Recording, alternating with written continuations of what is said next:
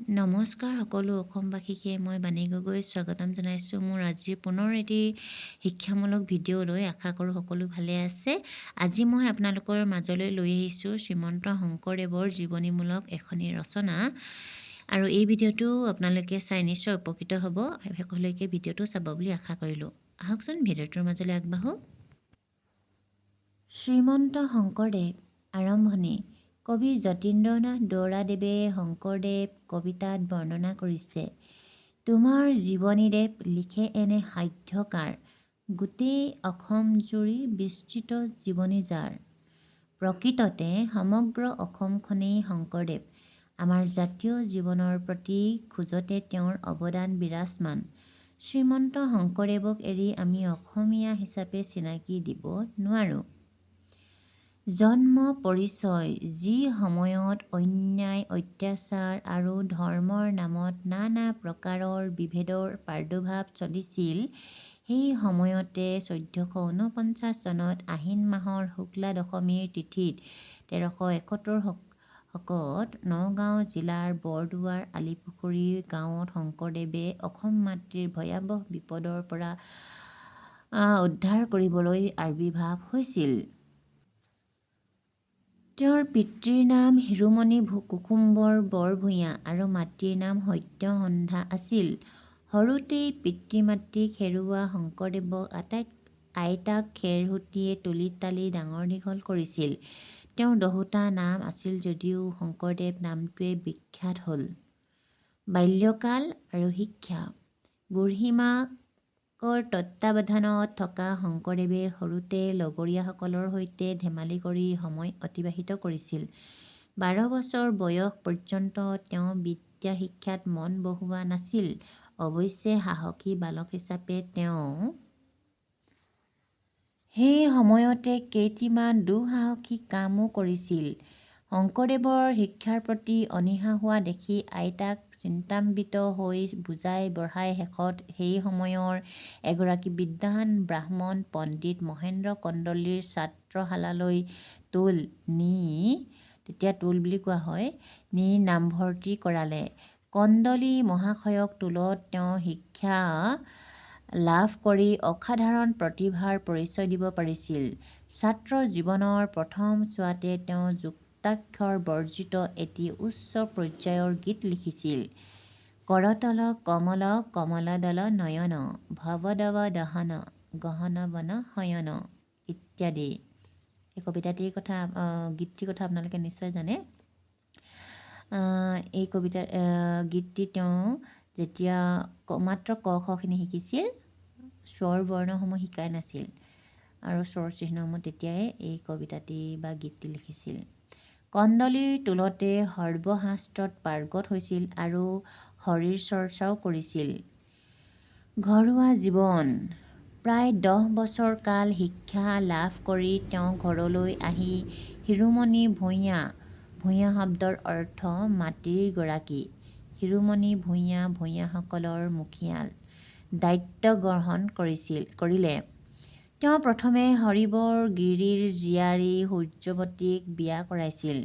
তেওঁলোকৰ মনু নামৰ কন্যা এগৰাকী আছিল।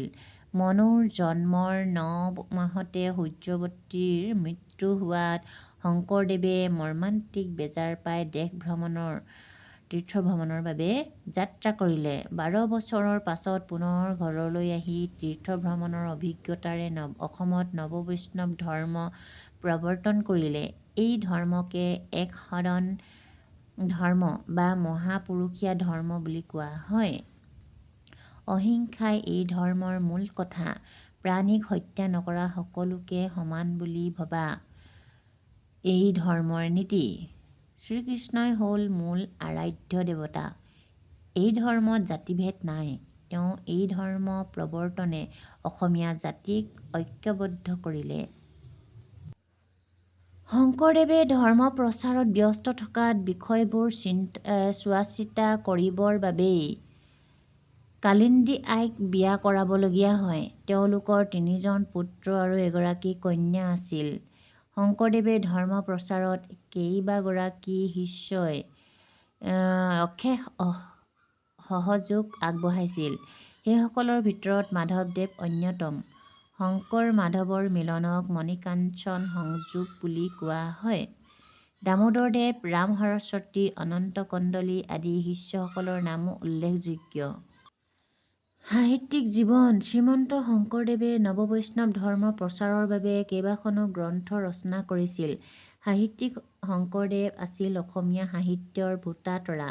তেওঁ ৰচনা কৰা পুথিসমূহ হ'ল নাটক পত্নীপ্ৰসাদ, কালীয় দমন, কেলিগোপাল, ৰুক্মিণী হৰণ, পাৰিজাত হৰণ আৰু ৰাম বিজয়, কাব্য হৰিশ্চন্দ্ৰ উপাখ্যান, ৰুক্মিণী হৰণ, বলিচলন, কুৰুক্ষেত্ৰ।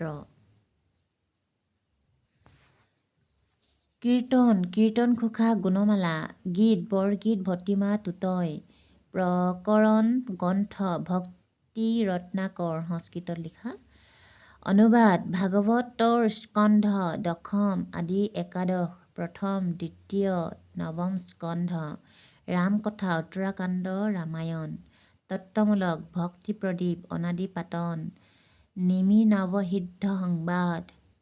শ্ৰীমন্ত শংকৰদেৱে চিহ্নযাত্ৰা নামৰ এখন ভাওনা পাতি তাত অভিনয়ো কৰিছিল।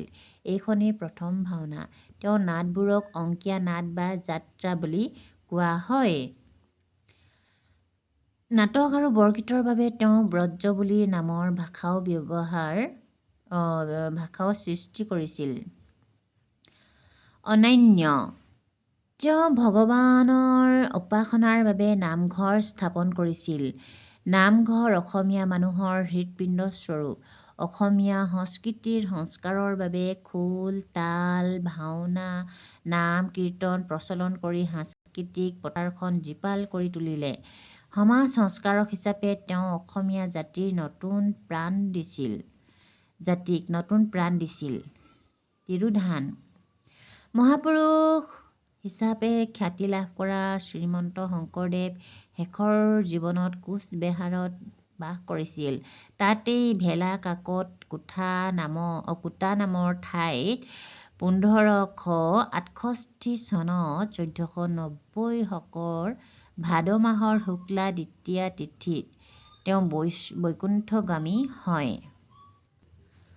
সামৰণি: শ্ৰীমন্ত শংকৰদেৱ যদিও আমাৰ মাজত নাই, কিন্তু তেওঁৰ ধৰ্ম আদৰ্শ এতিয়াও আমাৰ মাজত আছে। সেয়েহে ক'ব পাৰোঁ, অসম থাকে মানে শ্ৰীমন্ত শংকৰদেৱো মৰিও অমৰ হৈ আমাৰ মাজত থাকিব।